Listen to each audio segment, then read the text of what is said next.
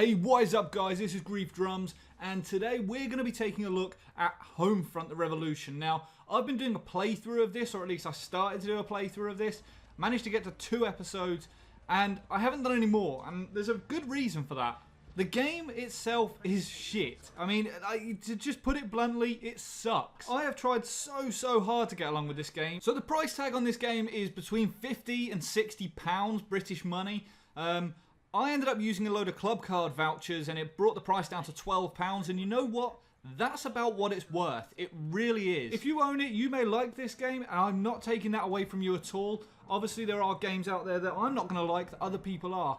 But for me, this game is just so lacking. It really is. Okay, so let's start out with the frame rate. It is ridiculously inconsistent at best. The texture streaming and auto-saving, it literally causes the game to freeze for, you know, a couple of seconds at a time, and it just does my head in.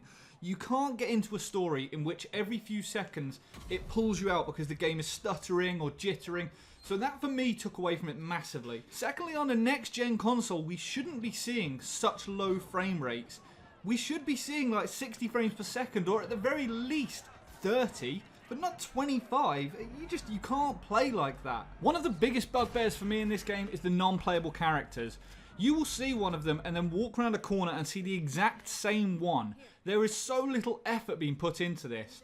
On one occasion, I am not even kidding, I was talking to, or stood near one non-playable character that was talking to me, and they had the exact same one stood next to them. I then walked around the corner and saw another one. This blonde chick here, for example, is one character that you see all the time. They clearly liked this character and put a lot of effort into her, apparently. But you see her everywhere. Every single place you go, she is there.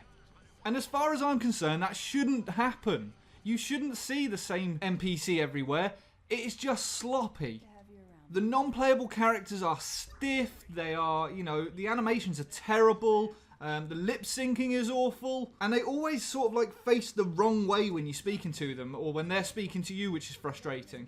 If you walk behind them, they don't turn around, they don't look at you, not for a good few seconds anyway. The storyline itself in this game has so much potential. I really liked the setting idea of this, and I quite enjoyed the first game. It wasn't anything to write home about, but the idea of it, the concept of this game is awesome. Sadly though, it is just not carried out well in the slightest. I genuinely couldn't really care less about the storyline and what was going on, but I think that was because of the characters that were telling the story. The way they talk to you and, you know, the way they hold you up and slowly walk alongside you, it's just frustrating. Now this is supposed to be an open world game, which normally I would like. So considering the game is supposed to be open world, there are loads of little zones within this. Now each of these zones is like a little sandbox, and you move between them through tunnels essentially. Now these tunnels cause really long loading screens, which in itself is a frustration, but the zones are split up into sort of yellow and red areas. Now the yellow areas are, you know, ones that you've freed and you've liberated, and the red ones are hostile areas in which there are loads of KPA and bad guys essentially. They do look very different in themselves, but it's so mechanical and generic. Once you've freed an area, there are loads of non-playable characters, loads of good guys just walking around. It's safe, you know, you just sort of potter about a little bit. Bit of a waste of time, not a whole lot to do. In the red zones, it's supposed to be a hostile area. It's under the KPA control, and you might as well just keep your weapon out all the time because you are going to be getting into contact. Now the point of this game, or the idea behind it, is that you are supposed to implement a hit and run tactic. That's the way it tries to force you to work. You can either go in stealthily or you can go in guns blazing, but the guns blazing method causes more and more bad guys to attack you until you just get overwhelmed and overrun. So they really tried to push this hit and run tactic, causing you to hit a few people, lay a few rounds down and disappear into the rubble of other buildings. Now this would be a great idea if the stealth mechanic was any good, but unfortunately, as the rest of this game, it sucks. You could be sneaking around 10-15 meters behind someone, there's no way they could see you, and suddenly you'll be spotted. Other times you'll run past an entire patrol in the daytime and the little meter just doesn't fill up all the way, you don't get spotted. It just doesn't make any sense. The controls for this game are a big bugbear for me, they really annoyed me. Frustratingly, there was a mechanic in which you can change your pistol, for example, into an SMG by utilising a gun conversion kit. You would take the top mechanism off, all the the gubbins of the gun, and you would put a different section on. You could set it up with different scopes and all that kind of stuff. Now that concept was awesome. The first time I saw it, I was so excited about it.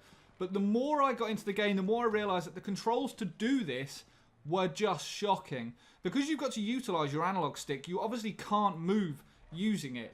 Now, you don't carry a whole lot of ammo at the beginning of the game, so you run out of ammo quite quickly because the recoil on the guns is so much. It's just so difficult to control. Plus, the bad guys take a hell of a lot of rounds. So during combat, what you'll try and do is, because you can only carry a couple of guns, you try and convert them. So you will change a sniper rifle into a rocket launcher that fires fireworks. Yeah, I know. But nonetheless, you'll try and do it, and you can't really, because enemies will rush you, and you're still fanning around trying to sort the controls out. They're just not intuitive at all. Now, earlier today I did try the co-op, and it was a little bit more interesting. Apart from the fact that we got the same mission 7 times in a row, that really did my nut. There was a cool customization feature with a nice tier system and loads of unlockables, but the running around with other people didn't really fix anything for me. Whilst it was enjoyable for the first 10, 15, maybe even 20 minutes, just going gung-ho on everything, it wasn't long before it glitched out again, and I was apparently the last man standing, even though I'd already been downed, and everyone was just stuck watching a camera of my character with no head, turning around in circles, doing absolutely nothing, getting shot at, and not dying. Now, for a game to cost £50 or £60, and for people to have actually paid for this, where the hell is the decent game? Where is the good game that people have expected to see? So for these reasons, I have tried doing a playthrough. I really tried to get on with this game. I want to bring new games into the channel. I am still loving Rainbow Six, and I am loving playing it, and I'm loving the feedback that I get from people. So much positive feedback, and it's incredible watching this channel grow. But I don't just play Rainbow Six. I'm going to continue to, but I want to play other games as well, and I want to play games that I'm going to enjoy and that other people are going to enjoy watching. Hopefully you enjoyed this video. If you've played Homefront the Revolution, let me know what you think about it in the comments below. Is there anything that you really liked about it? Is there anything you hate? Is there a reason you didn't buy it, or a reason that you play it every single day? If you don't already, make sure to subscribe. If you've got any suggestions for games that I should try out, make sure to let me know about those. And until next time, guys, stay reckless and relentless.